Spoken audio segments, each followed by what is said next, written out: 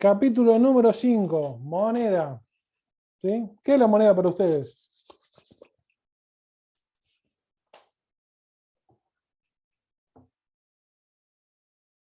¿Qué significa moneda?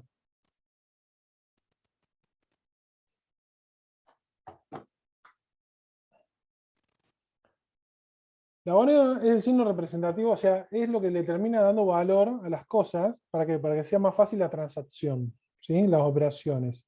La contratación de un servicio, la venta de un producto, ¿sí? Si no, ¿cuál sería? Si no, sería más complicado. ¿Qué piensan ustedes? Si no hubiera una moneda que le exteriorizaría un valor para todos los bienes y servicios, ¿sería complicado? ¿Sí? En el año 2001 se refundó lo que era el Club del Trueque en San Francisco, no, en Argentina. ¿Cuál era? ¿Se acuerdan? Bueno, algunos de ustedes no habían nacido. Pero en 2001 se creó el Club del Trueque, producto de que la desconfianza de la moneda, producto de que la economía estaba eh, en un mal momento, entonces se crea lo que es el Club del Trueque. ¿Cuál es la particularidad del trueque? Que vos tenés que encontrar dos personas que estén interesadas en lo que tiene el otro, ¿sí? Y que estén de acuerdo que el valor que representa lo que uno va a entregar es similar a lo que tiene el otro. ¿Sí? Si no, ¿cuál es el problema? Siempre va a tener un ganador y va a tener un perdedor. ¿Alguno se acuerda? ¿Alguno vio el capítulo de Los Simpsons cuando Bart Simpson va a la escuela para inteligentes? Sí, profe. Bien, en un momento Bart va, va a merendarse, almorzar, bueno, se junta a comer con su compañero ahí en el comedor del colegio y empiezan a hablar en cuestiones técnicas, químicas, que ustedes son más duchos que yo en ese sentido, y le dice, te cambio tal cosa por otra, y Bart dice, sí, sí, sí, claro, después termina perdiendo el intercambio, ¿por qué? Porque en el trueque es así, o sea, tenés que encontrar dos personas que estén de acuerdo a intercambiar lo que uno tiene y que quiere el otro, ¿sí? Y después tenés que estar de acuerdo que si no, si, tenés que estar de acuerdo que ambos perciban que el valor de lo que tiene es igual valor de lo que quiere del otro, ¿sí? Fíjense lo complicado que es y fíjense lo sencillo que parece ser cuando se introduce la moneda y empieza a dar valor a todas las cosas. O sea, no sé, uno se dedica a la actividad contable, a prestar servicio y con lo que cobra de honorario puede utilizarlo para comprar en la verdulería, panadería, carnicería. Imagínate si no, yo qué tendría que hacer, cambiar mis servicios contable impositivo con un carnicero, un panadero, un verdulero, uno que tiene un supermercado es bastante tedioso. Y después, bueno, tratar de llegar a un acuerdo de cuánto equivale el trabajo de uno con el trabajo del otro, ¿no? La moneda viene a solucionar todas esas cuestiones o a simplificar. Es un instrumento que, como decimos acá, facilita las transacciones, ¿sí? La importancia de la moneda es que la cantidad de moneda que hay en circulación sea acorde a la cantidad de bienes y servicios que hay. ¿Qué pasa cuando hay más moneda en circulación de lo que realmente hay de bienes y servicios?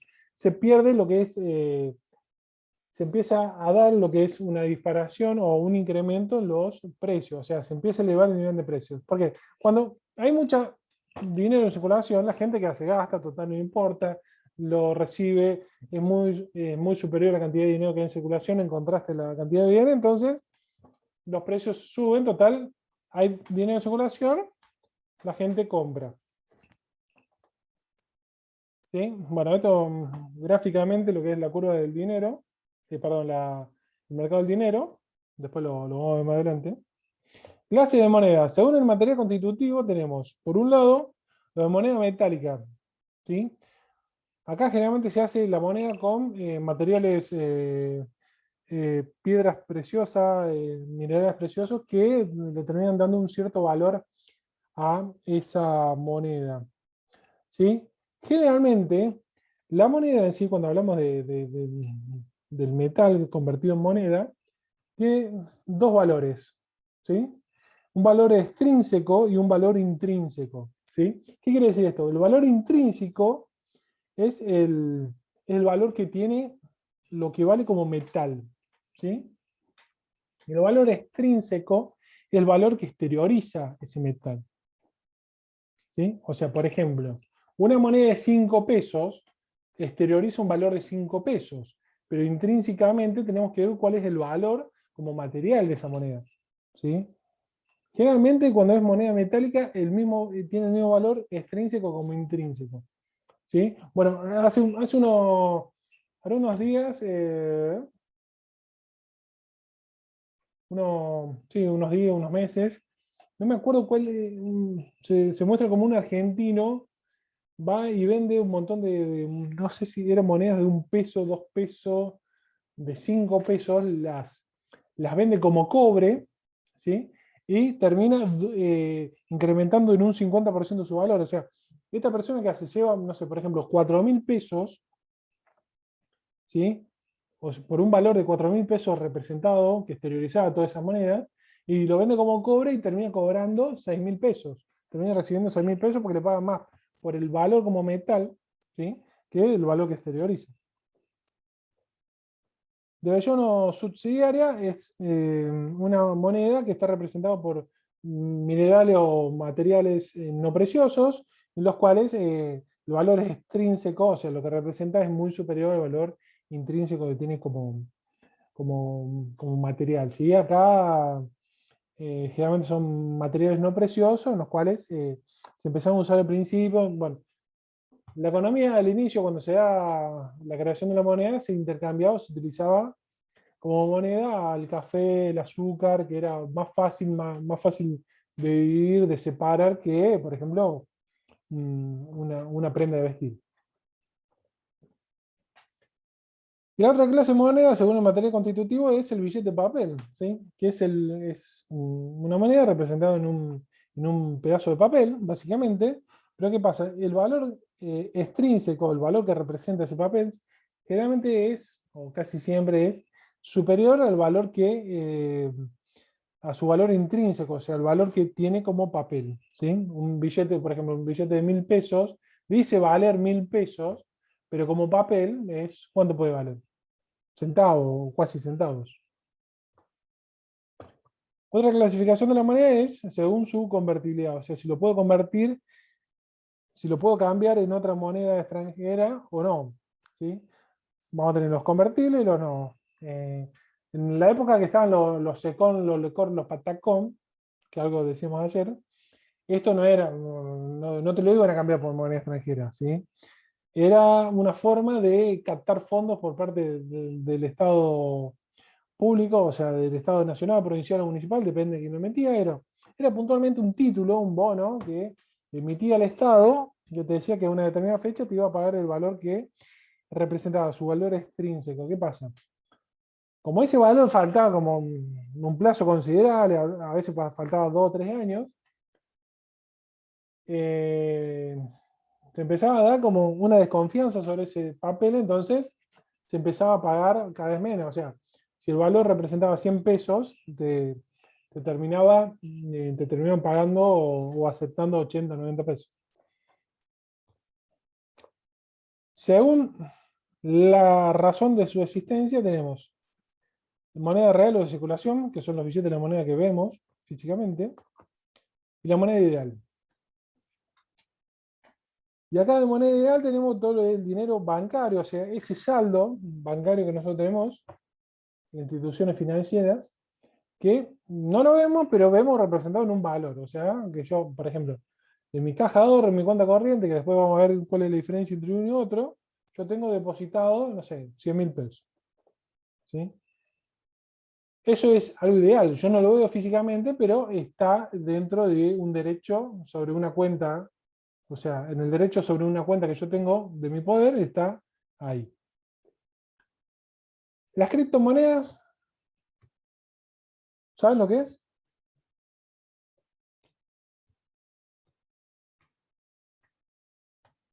Monedas virtuales. ¿Cómo?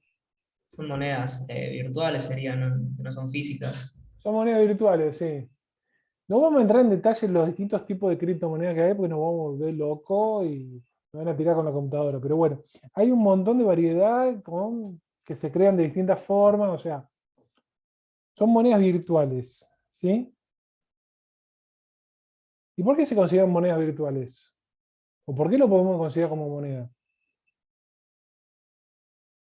¿Por porque qué? tienen un valor y no están hechos de algo físico, un material físico, sino que ¿Y por qué están tiene un valor? encriptadas. ¿Por qué el Bitcoin vale $50.000? Un Bitcoin, por ejemplo. ¿Por qué? Y porque la gente lo quiere comprar. Por la capitalización que tenemos, o sea, la cantidad de gente que tiene invertido su dinero en Bitcoin. O sea, ¿y por qué la gente invierte en eso? ¿Porque quiere? ¿Porque le sobra? ¿Por qué? ¿Por qué invierte en eso y no invierte en un plazo fijo, en acciones de empresas? ¿Por qué no hace departamentos, por ejemplo? Por una cuestión de confianza. ¿Sí? Entonces, cuando la gente invierte en una criptomoneda, es por la confianza que piensa tenerle. O sea, ¿qué sería más seguro? ¿Qué inversión sería más seguro? ¿Un plazo fijo o comprar criptomonedas? ¿Qué opinan? Fijo, ¿Cómo? un plazo fijo. Un plazo fijo es más seguro. Vas a ver que al cabo de una determinada fecha tenés el dinero que te había prometido el banco al momento de constituir el plazo fijo. La criptomoneda es muy variable, o sea, hoy sube, mañana baja y así. A lo mejor sube un mes seguido y duplicaste, triplicaste, cuadruplicaste tu valor de tu inversión y bueno, ganaste. O a lo mejor se fue a pique esa moneda. La moneda en sí tiene que ver con una cuestión de confianza. O sea, se va a considerar moneda algo en la cual realmente uno o la gente le tiene confianza. ¿Sí? Pensemos, yo les conté un poquito de lo poco que sé de criptomonedas, la evolución que ha tenido las criptomonedas. O sea, surge como las criptomonedas se crea en forma virtual, producto de las transacciones que se ocasionan en las distintas computadoras, que bueno, hoy en día uno puede, si quiere invertir en algo, puede comprar una computadora para minar, para crear moneda, criptomonedas. Cuando empezaron a confiar en esto, imagínense que antes nadie te aceptaba cobrar la venta de algo o la prestación de un servicio en criptomonedas. Hoy hay mucha gente que acepta cobrar la venta de su producto o la prestación de su servicio con criptomonedas. Es más, hay bancos, perdón, hay cajeros automáticos que son utilizados específicamente para transar o realizar transacciones con criptomonedas. ¿Sabe más o menos, alguien sabe más o menos la cantidad de criptomonedas que hay dando vuelta? Una de ellas es el Bitcoin. ¿Tiene idea? Ethereum, una. Ethereum es, digamos, la segunda más importante. Se habla de importancia en base a la cantidad de dinero invertido en esa criptomoneda, que sería Ethereum. Más o menos, ¿alguien tiene idea de cuántas criptomonedas hay?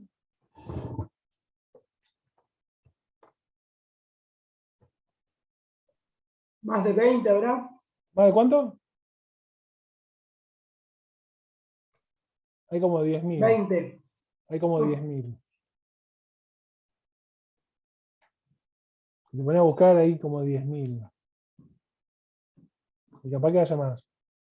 Después, bueno, lo dejo a su criterio si quieren entrar a indagar a ver cómo se puede hacer para crear una criptomoneda. Es una reflexión como para que lo entiendan el sentido de esto de las criptomonedas. Una reflexión muy por encima. El Banco Central, que es el que emite o el que mete en circulación los billetes de moneda, no lo hace porque si lo hace porque tiene un respaldo que es la reserva que tiene. Estas monedas que se emiten como respaldo generalmente tienen un proyecto. Entonces, la confianza o el respaldo de cada criptomoneda es un proyecto en el cual está avalando. Por ejemplo, un dato anecdótico de criptomoneda es, realmente, ahora se empezaron a dar las criptomonedas de los clubes de fútbol. La del Paris Saint-Germain, después de la contratación o la presentación de Messi, subió creo que un 200% en una semana, en una o 2 semanas subió un 200%. Una locura, pero bueno. Concepto de dinero. Todo lo que sirve como medio de cambio, ¿sí? es aceptado ampliamente como medio de pago. O sea, todo lo que a mí me sirve como medio de cambio, que me sirva para pagar, yo lo voy a considerar como dinero. Y acá aparece moneda, cheque, pagaré, tarjeta de crédito, tarjeta de débito. ¿Todo esto sirve como dinero? ¿Qué opinan ustedes?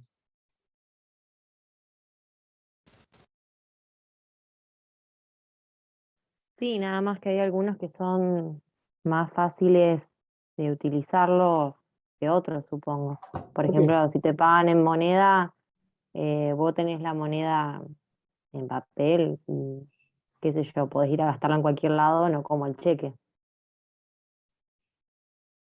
Y va a depender de la aceptación la capacidad de aceptación que tenga eso. ¿Yo puedo pagar con un pagaré?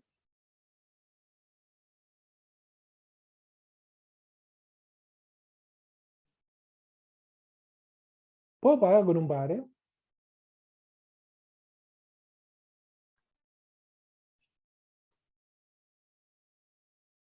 ¿Ustedes nunca fueron a comprar en esos famosos lugares de venta de electrodomésticos que te dan las famosas cuotas o mini cuotitas, lo que sea, que terminás pagando en 12, 24, 38, 48.000 cuotas? ¿Sí? Te voy a decir, pagar la primera cuota y ya te entregan el producto. ¿Cuál es el respaldo? ¿Cuál es el respaldo que tiene esa empresa? El respaldo que tiene esa empresa es el pagaré que vos firmaste sin darte cuenta, por ejemplo. ¿Y por qué firmaste un pagaré o por qué la empresa te hizo firmar un pagaré? Porque previamente te hizo una calificación, ¿sí? De acuerdo a tu situación económica, y en base a eso te hizo firmar el pagaré, te entregó el producto y te cobró el producto en cómodas cuotas. ¿Se le podría, esta empresa le venden a cualquiera en cuotas? Es para pensar, ¿no? Cheque. Esto es una foto, una imagen de un cheque. ¿Ustedes entienden todo lo que figura acá? ¿Entienden todo lo que significa esto?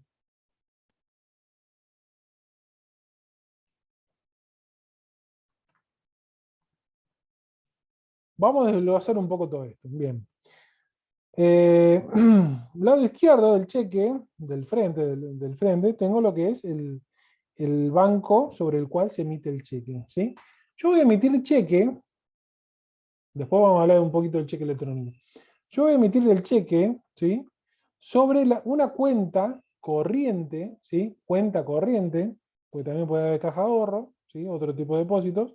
Yo voy a emitir un cheque sobre una cuenta corriente en la cual yo me comprometo a una determinada fecha o a partir de una determinada fecha tener el monto que figura en el cheque. ¿Sí? El cheque es un compromiso, una obligación de pago. Yo digo que a una determinada fecha, por ejemplo, en el cheque este dice el 31 de marzo del 2009, voy a tener 23.599 pesos sobre la cuenta la cual yo tengo abierta. O sea, la cuenta esta que se identifica acá ¿de qué banco? Del Banco Río, Santander Río. Originariamente los cheques, y también siguen siendo hoy en día, pero son los menos, son los cheques comunes. Los cheques comunes son aquellos en los cuales tienen una sola fecha. ¿Sí? Fíjense, acá tenemos dos. El cheque común tiene una sola fecha, que es la fecha de emisión del cheque, y a su vez la fecha del pago. O sea, yo te emito un cheque hoy, un cheque común hoy, y a partir de hoy vos ya tenés que ir al banco a cobrar. O sea, a partir de la fecha de hoy tenés 30 días para ir al banco a cobrar. O depositarlo, o que un tercero, al cual vos le diste el cheque, lo cobre. ¿Cuál es el problema? Que se empezó a dar que había gente comerciantes, industriales, que pagaba con cheque, pero ¿qué pasaba? Esos cheques, ¿sí? Lo emitía le pagaba a su proveedor con cheques emitidos sobre su cuenta, pero en cheques comunes. Ahora, ¿cuál es el problema? Vos no tenías la plata hoy en tu banco. Vos lo ibas a tener de acá a 15 días. Y el viajante pasó solamente hoy y no vuelve a pasar de acá a 40 días. Y se tiene que llevar el pago. Entonces, ¿vos qué hacías? Le emitías el cheque hoy, pero con fecha de emisión de acá a 15 días, 20 días. ¿Sí? Al tener una sola fecha, la fecha de la emisión es la fecha del pago. ¿Sí? Hasta esa fecha del pago vos no podés presentarte al banco a cobrarlo. Entonces, volvemos al ejemplo. Yo emití un cheque, ¿sí? Se le daba a mi proveedor un cheque con fecha, hoy estamos 2 de septiembre, con fecha 20 de septiembre. El proveedor no podía ir hoy, mañana, pasado al banco a cobrarlo. Porque el cheque tiene fecha 20 de septiembre. Tenía que ir recién el 20 de septiembre a cobrar el cheque. Ahora, ¿qué pasaba si yo emitía el cheque hoy? ¿Sí? Y antes del 20 de septiembre dejo de existir. ¿Qué pasa con ese cheque?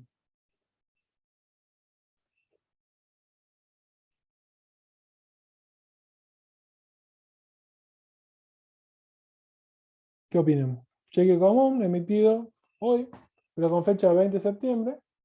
Como que en realidad yo lo elaboré al cheque el 20 de septiembre. Y el día 15 de septiembre partí al cielo. ¿Qué pasa con ese cheque? ¿Qué pueden hacer ustedes que yo le di el cheque? No es válido ese cheque. ¿Por qué? Porque ustedes se quieren presentar a cobrar un cheque de una fecha de emisión, por ejemplo, 20 de septiembre, y el emisor, o el liberador, falleció antes. ¿Cómo justificás vos de que ese cheque vos lo recibiste el 2 de septiembre, pero el emisor le puso 20 de septiembre porque no tenía fondos en ese momento? Por esos problemas se crean los cheques de pago diferido, ¿sí? Que son aquellos que tienen dos fechas, la fecha de emisión, ¿sí? Y la fecha de pago, ¿sí? La diferencia entre la fecha de emisión y la de pago tiene que ser como mínimo un día, ¿sí? De esta fecha a esta tiene que haber un día de diferencia y no puede superar los 360 días. O sea, te lo dice acá arriba. Mirá. La fecha de pago no puede exceder un plazo de 360 días de la fecha de emisión. ¿Sí? Acá tenemos el lugar donde se emite el cheque. Acá tenemos la identificación de un cheque, si es un cheque de pago diferido o cheque común. Acá tenemos el número del cheque. ¿Sí? Y acá tenemos la leyenda del beneficiario, o también puede estar en blanco. ¿Sí? Acá te dice páguese, en este caso SHAP SA. ¿Qué pasa si acá no dice nada?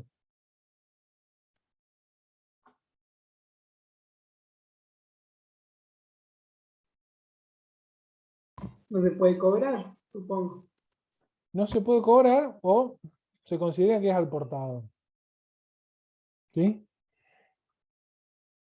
¿Por qué puede estar en blanco esto? ¿Sí? Los cheques de pago diferidos, ¿sí? Yo le emito un cheque a un tercero, ¿sí? A Juancito. Juancito recibe un cheque emitido por mí. Juancito, ¿qué hace? Puede pagar con ese cheque a Pedrito, ¿sí? Endosando ese cheque. Entonces, ¿qué hace Juancito? Le endosa, o sea, da vuelta el cheque y al dorso pone los datos de él, entonces significa que él está endosando, está transfiriendo su cheque que tiene, se lo está transfiriendo el derecho a Pedrito. Pedrito, para justificar que él es el titular, tiene que agarrar el cheque, corroborar que acá en el frente diga páguese a Juancito y que esté endosado por Juancito. O sea que al dorso esté firmado por Juancito. ¿Él qué puede hacer? Puede cobrarlo ese cheque firmándolo y presentarlo al banco, o puede transferirle su derecho a Josecito. ¿Sí? Josecito puede recibir el cheque de Pedrito y así. Esta transferencia o esta cesión de derechos, ¿puede ser ilimitadamente? No. Ese es el problema que tienen los cheques físicos. El cheque común se puede endosar una vez y el segundo endoso es para el depósito. O sea, yo se lo doy a Juancito, Juancito se lo pasa a Pedrito y Pedrito es el que tiene que depositar ese cheque o cobrar ese cheque. ¿Sí? El cheque de pago diferido tiene dos endosos y el tercer endoso es para el depósito o el cobro. O sea, cheque de pago diferido, yo le hago un cheque para Juancito, Juancito se lo endosa a Pedrito, Pedrito se lo endosa a Josecito y Josecito tiene que depositar ese cheque o cobrarlo. No lo puede pasar un tercero. Después está la vivada o la parte práctica que la gente no lo endosa el cheque. ¿Sí? Por una cuestión de confianza, es decir, o sea, tengamos en cuenta que un cheque cambia de mano aproximadamente en un mes puede llegar a cambiar de manos o de titular 20 veces, 10 veces, ¿sí? Porque uno lo recibe como parte de pago, después se lo manda al otro, el otro se lo recibe a otro, en fin. Termina pasando por muchas manos y te puedes encontrar con cheques de Ushuaia o de Salta Capital y vos decís, ¿cómo llegó acá? Y bueno, te fue pasando de mano en mano y bueno, lo recibí. El problema es que vos ahí tenés, eso se trabaja con una cuestión de confianza, o sea, vos tenés que confiar que el otro que no te endosó el cheque, y si ese cheque no tiene fondo, ¿sí? Porque el cheque, recuerden, es un compromiso de que el emisor, el librador, esta persona acá en este caso, a una determinada fecha va a tener los fondos suficientes para afrontar ese cheque. ¿Qué pasa si ese cheque, qué pasa si Josecito, que es el que depositó el cheque, a esa fecha el cheque vino rechazado? Va Josecito al banco, le dicen, Josecito, acá tenés tu cheque, vino rechazado, no te pudimos acreditar ese monto del cheque en tu cuenta. Entonces Josecito, ¿qué hace? Se da vuelta a quien se lo dio, que sería Pedrito, y Pedrito le va a tener que pagar a él el monto del cheque. Y después Pedrito reclamarle a Juancito el monto del cheque.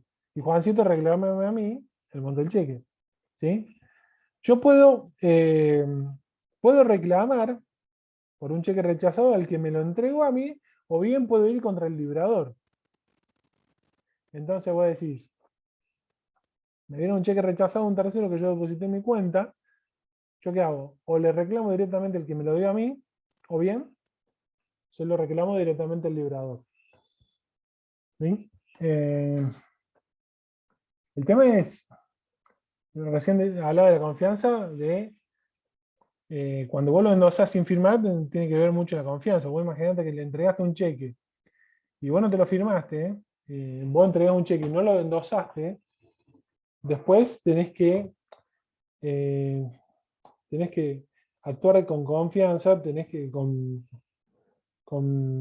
actuar con respeto, y si a la otra persona que le diste el cheque o de que transferiste el cheque no se lo endosaste, tenés que cubrírselo.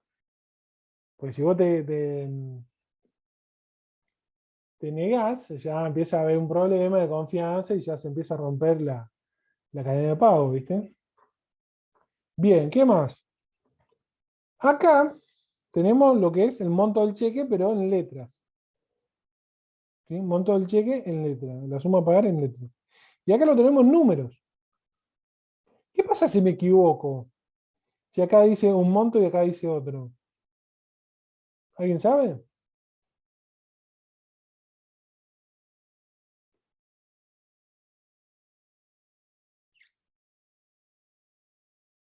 No es que se le dé importancia, creo que de las letras al escrito solamente.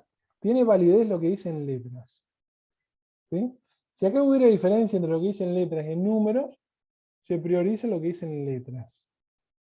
Ahora, usted póngase en el lugar de un cajero bancario.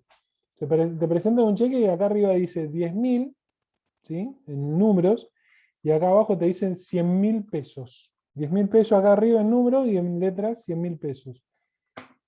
¿Qué vas a hacer? ¿Lo pagás?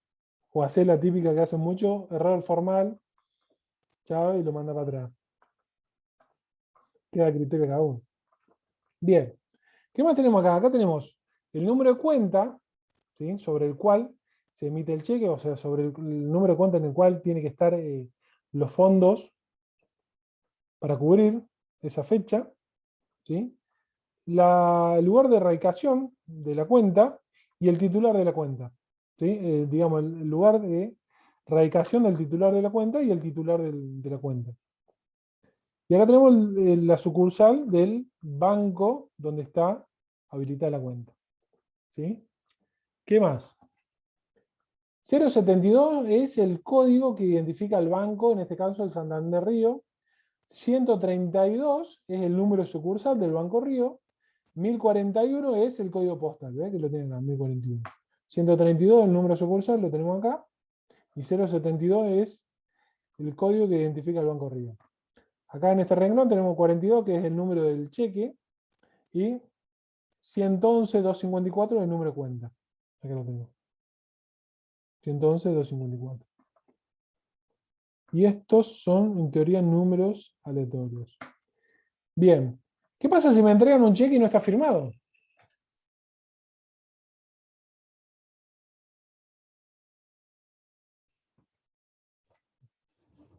No vale. No es cheque. Directamente no es cheque. No tiene validez.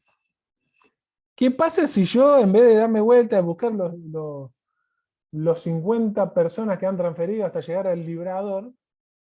Porque ¿qué pasa? Muchas veces, en la práctica, el librador se lo transfirió a una persona y después cambió de mano como 50 veces. Y vos directamente, a lo mejor el librador vive a la vuelta de tu casa, le decís, che, Juancito, te olvides de firmar el cheque. Ah, no, pero yo no sé. Dice, fíjate quién te lo dio y seguí toda la cadena de endoso hacia atrás. Pero sí, pero Juancito, si el cheque es tuyo, ¿por qué no lo firmas? Y no, pues yo tengo que ver quién te lo dio. Entonces, porque se puede plantear esta situación.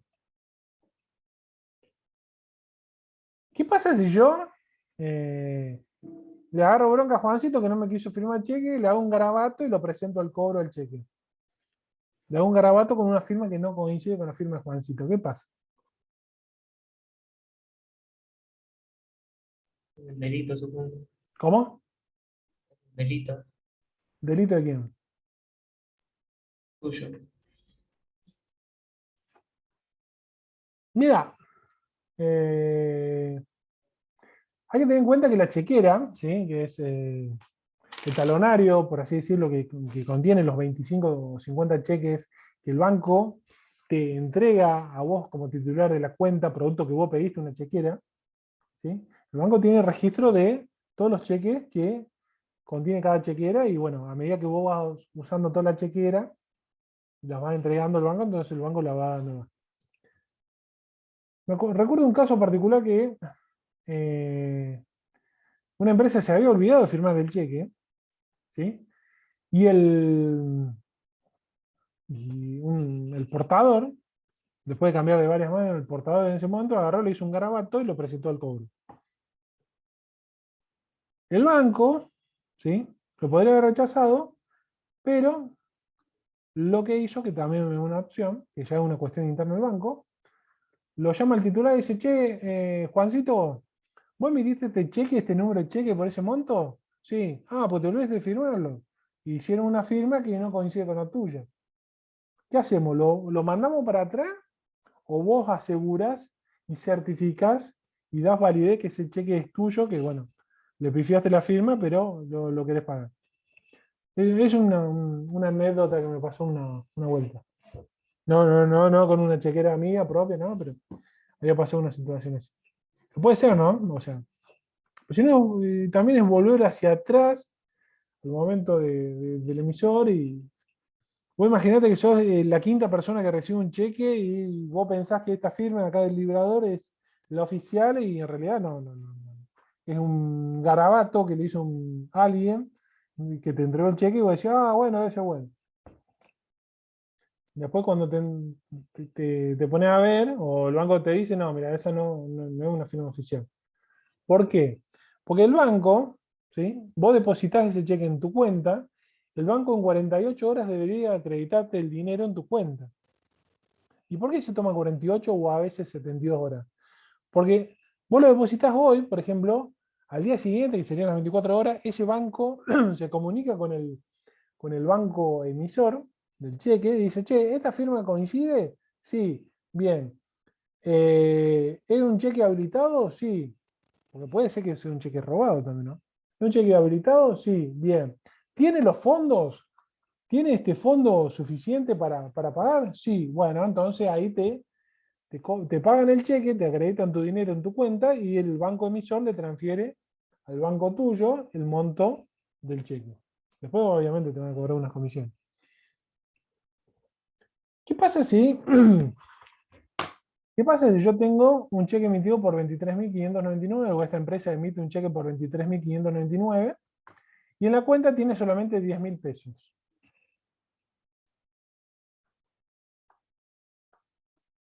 ¿El Banco Santander Río va a pagar ese cheque o no lo va a pagar?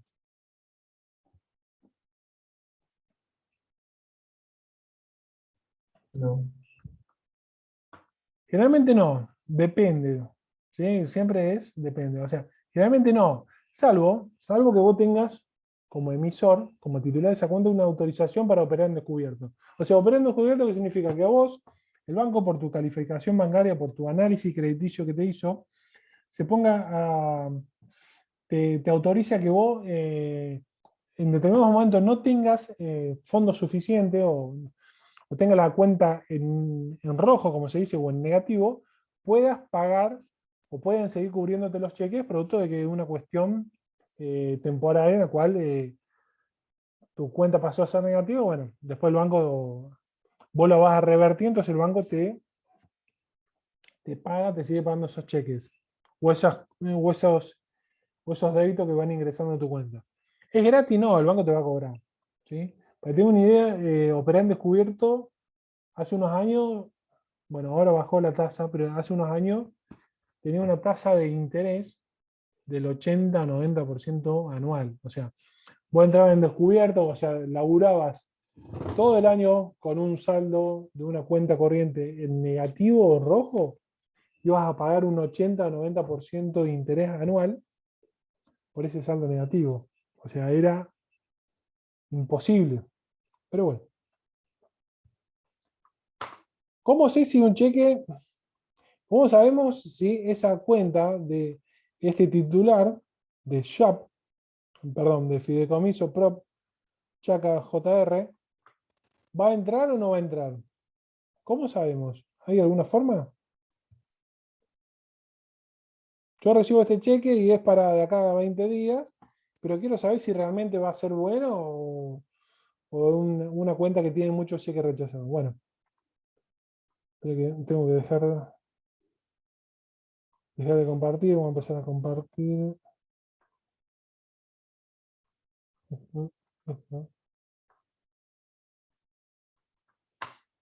¿Lo ven acá?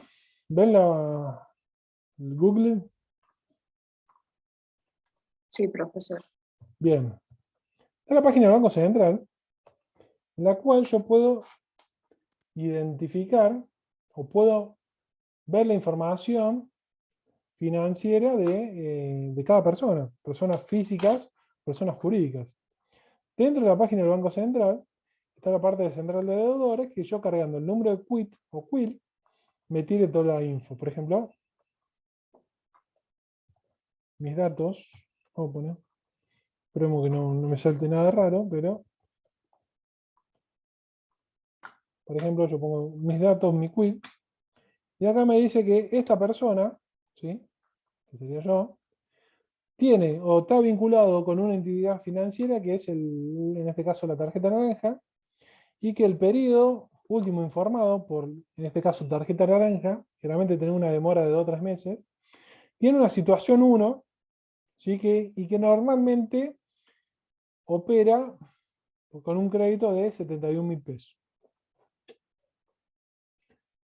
Este 1, esta situación 1, es lo que mira mucho, o sea, que diga 1 acá es lo mejor que te puede pasar, y es lo que te debería pasar siempre, pero ¿qué pasa? Muchas veces, esa situación 1 no es así, fíjense. Acá en la situación tenemos situación 1, situación normal, acá. Situación 1, normal. Situación 2, con seguimiento especial. Situación 3, con problemas. 4, con alto riesgo de insolvencia. 5, bueno, ya pasás a irrecuperable. 6, irrecuperable por disposición de ley. Lo ideal, o sea, ¿qué es lo que miran la financiera, qué es lo que miran los bancos? Que a vos tengas acá situación 1. Y en todos los que estés vinculado financieramente tengas situación 1. Pues si tenés situación 2 o 3, ya te empieza a decir que esta persona tiene algún tipo de atraso y no es una buena imagen. O sea, pongámonos al lado del que presta dinero. ¿Le van a prestar a Bertoli si tiene situación 2, 3, 4 o 5? Y no. ¿Qué va a decir? Que tenga situación 1. Y que en todos los que estén vinculados financieramente sean todos situación 1. Y la otra parte, acá, bueno, acá te muestra el historial. Yo no trato tan, opero poco y nada con los bancos.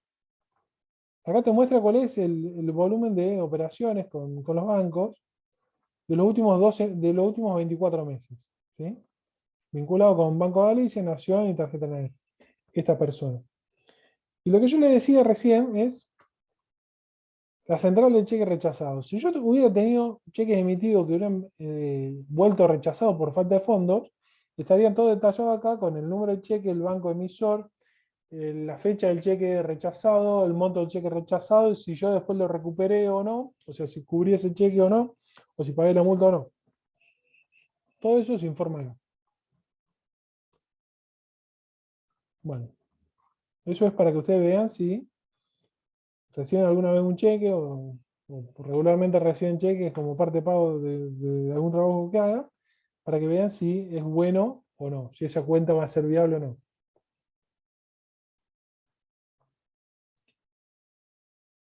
Algunas características de los cheques. O sea, yo todos los años me detengo en las características de los cheques, los pagaré porque me parece que es fundamental, porque es con algo que ustedes a futuro van a elaborar mucho y por lo menos que les quede algo de algunas nociones como para tener una idea. Después, cualquier cosa después le van a consultar a su contador, pero bueno, esta es la idea.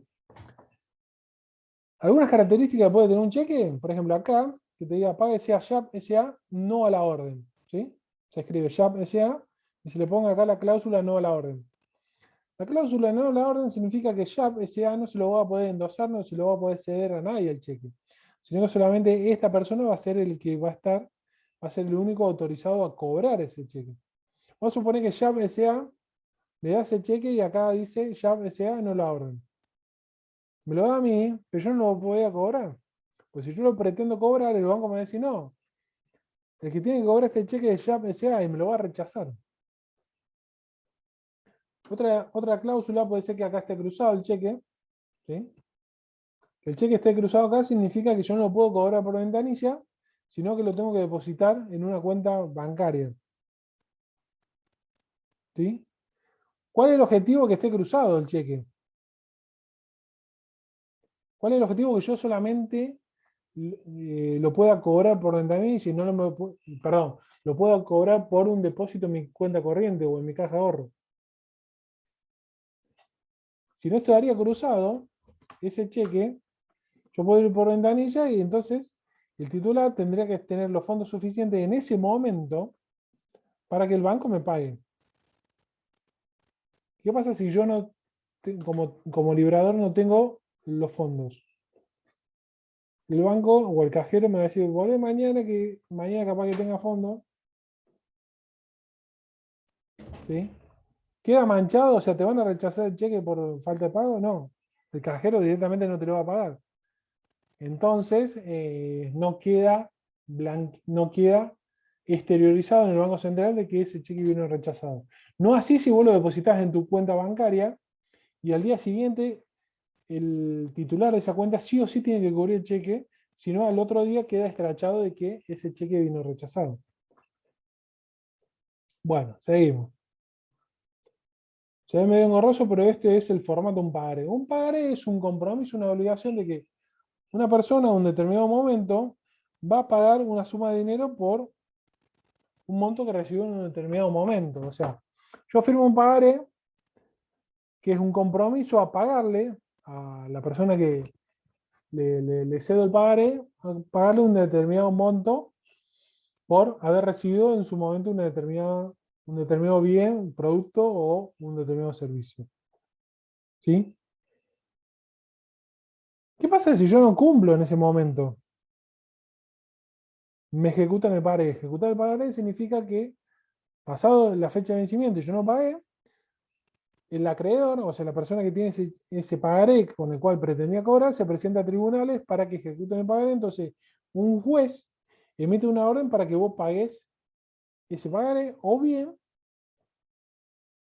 te empiezan a trabar embargo, o sea, te empiezan a inhibir, o sea, te empiezan a inhabilitar para lo que es la compra-venta de de bienes muebles registrados, llámese cosechadoras, máquinas agrícolas, rodados, o bien te inhiben para comprar o vender bienes inmuebles. Así que tengan cuidado cuando van a comprar los electrodomésticos, no firmen un pagaré, o si lo firman, ten seguro de que lo van a poder cubrir. Y si lo compran a través de un pagaré, asegúrense que después de terminar de cancelar ese pagaré, asegúrense de ir a gestionar la devolución del pagaré firmado.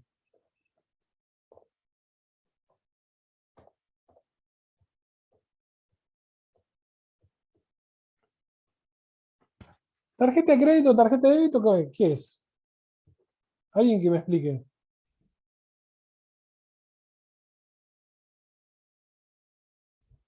¿Es lo mismo? ¿No es lo mismo?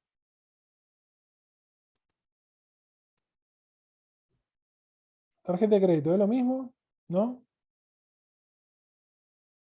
No, en la de crédito tenés que pagar todos los meses y en la de débito te sacan de una caja de ahorro que tenés vos, supongo.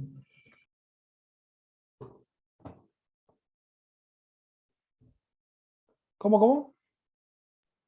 Que en la de crédito, por ejemplo, tenés que pagar todos los meses. Te llega un resumen y tenés que pagar, y en la de débito te sacan de una caja de ahorro que tenés vos. Claro, la de crédito es la que te presta, por alguna forma de decir, Mm. la plata. ¿Y el débito? Te descuenta de la caja de ahorro que vos tenés, la plata que vos tenés. No puedes usar más de lo que tenés. Exactamente. Los dos son plásticos, ¿sí? Los dos tienen el mismo formato, un plástico rectangular con una banda de seguridad atrás.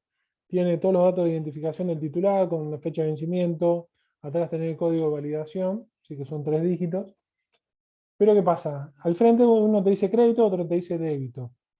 La tarjeta de crédito es una tarjeta de crédito en la cual una entidad financiera emite la tarjeta de crédito en la cual te da a vos un instrumento de pago y te otorga un límite de operaciones. O sea, te da un límite a comprar con esa tarjeta de crédito y vos no te podés pasar ese límite. Si te pasas, no vas a poder seguir comprando. O sea, si vos tenés un límite de 10.000 pesos, vos podés comprar periódicamente o mensualmente por 10.000 pesos. ¿Querés comprar por demás? No vas a poder. El mismo sistema, el postnet, el aparato donde se pasan la tarjeta, te va a decir fondo insuficiente. ¿Sí? Ahí tenés dos opciones. O esperar hasta el próximo periodo para volver a comprar, o bien pedirle el incremento del límite de compra. ¿Sí? Que ahí va a tener que justificarle a la entidad financiera que te avaló esa tarjeta, que vos antes podías comprar tanto y ahora podés comprar más por producto de que empezaste a pagar impuestos a la ganancia, empezaste a tener un recibo en blanco, te aumentaron el sueldo, o sea, distintas situaciones que vos demuestres que va a tener una capacidad de pago mayor.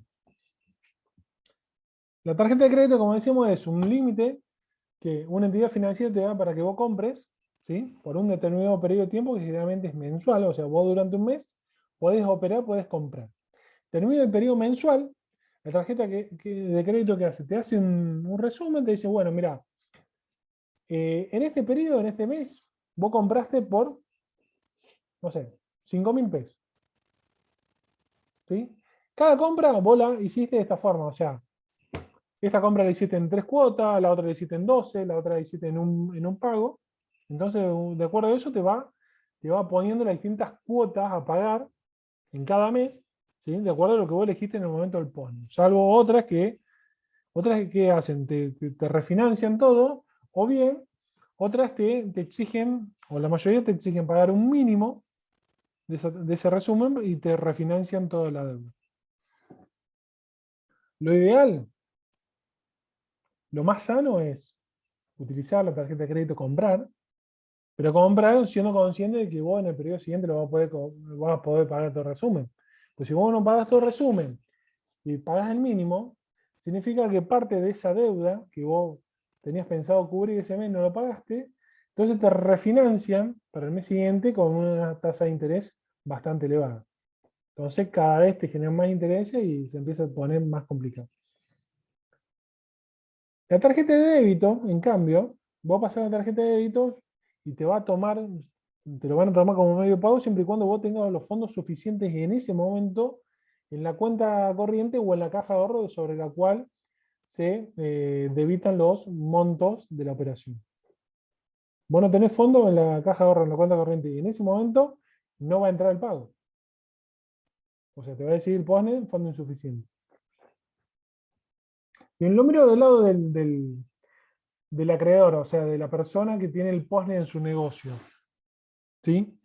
La tarjeta de crédito o de débito, ¿cuál piensa que va a ser más rápido para cobrar? Digamos, yo tengo un negocio, un comercio, me dedico a vender, no sé, ropa deportiva y acepto como medio pago lo que son las tarjetas de crédito y débito. Si paso una tarjeta de débito hoy y paso una tarjeta de crédito hoy, ¿cuándo más o menos piensan ustedes que voy a cobrar? O sea, que la entidad financiera me va a acreditar en mi caja de ahorro o en mi cuenta corriente que yo designé el monto de esa tarjeta de débito y el monto de esa tarjeta de crédito. ¿Cuánto pasa más o menos? ¿Alguien sabe? La de crédito no es automática y la de débito depende del banco en el que yo tengo la plata y la deposito en donde paso el postnet. No, la de débito son las 48 horas, vos tenés que tener acreditado el monto de la operación con débito. ¿Sí? En 48 horas vos tenés 48 horas hábiles, vos tenés que tener acreditado el monto de la operación en tu cuenta. Ahora, la de crédito va a depender de la entidad financiera emisora de la tarjeta de crédito. ¿Sí? Visa, Master, generalmente le pagan el comercio a los 18 días hábiles, 10 días hábiles, de acuerdo a la tasa también que vos pactés.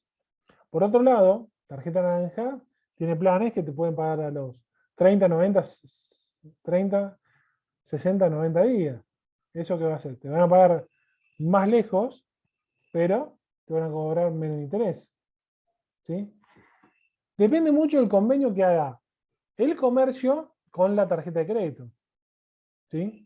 Algunas tarjetas de crédito te dicen, bueno, de acuerdo al plan que vos elijas, o sea, si cobras en 3 cuotas, 6 cuotas, 12 cuotas, el interés a cobrar no va a ser el mismo. El descuento sobre la operación, sobre el monto que dice en el post, no va a ser el mismo. Pues no es lo mismo para la tarjeta de crédito esperar 10.000 pesos en una compra en un mes que esperar 10.000 pesos a cobrar en una compra en 12 meses.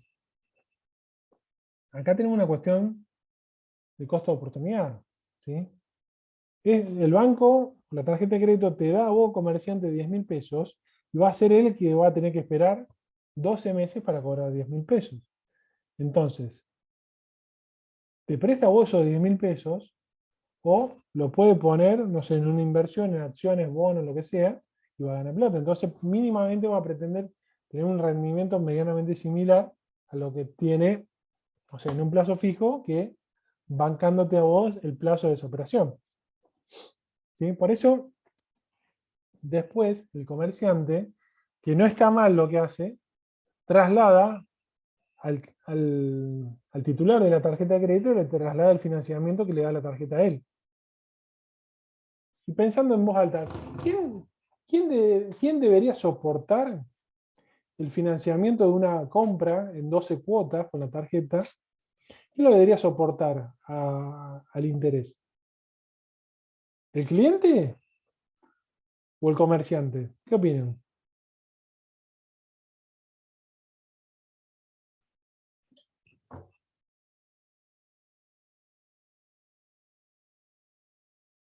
Por ejemplo, sigo con el negocio de ropa deportiva, viene uno de ustedes y me dice, "Bueno, profe, quiero comprar una remera". Bueno, te digo, sale 2.000 pesos, listo. Yo te digo 2.000 pesos con tarjeta de débito o en efectivo. Me dice, bueno, tómame la tarjeta de crédito. Yo te digo, no, mira, tarjeta de crédito en vez de cobrarte 2.000, lo van a tener que pasar por 2.800. ¿Usted qué me va a decir? Usted es un ladrón, me van a decir. Yo digo, ¿y por qué yo soy el ladrón? ¿Corresponde que tengan esa calificación? Digamos, ¿quién es el que no tiene los fondos en ese momento? ¿El El comerciante? dueño del producto, profe. ¿El dueño del producto, el que no tiene los fondos en ese momento? ¿O el cliente que te va a comprar? Yo te digo, mira, esta remera sale 2.000 pesos. Contado efectivo, débito. Ahora, lo querés pagar con tarjeta, tenés que pagar 2.800 pesos. Vos que me decís, usted es un ladrón. Y no sé.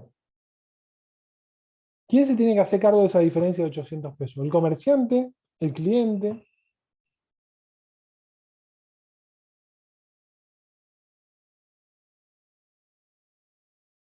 De la diferencia del cliente, profe.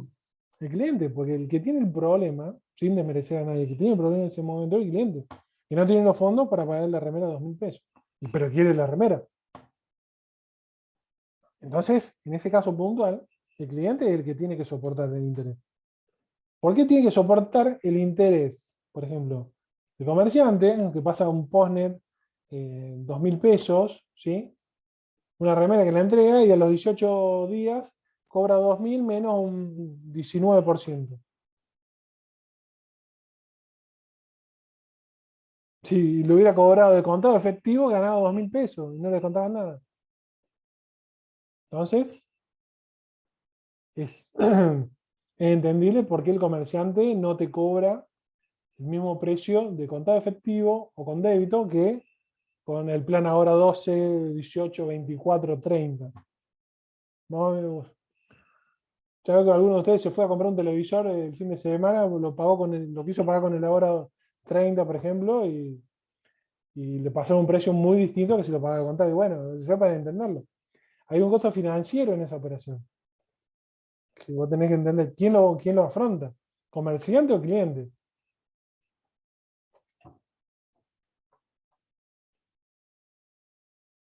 Bueno, gente, ¿alguna duda hasta acá?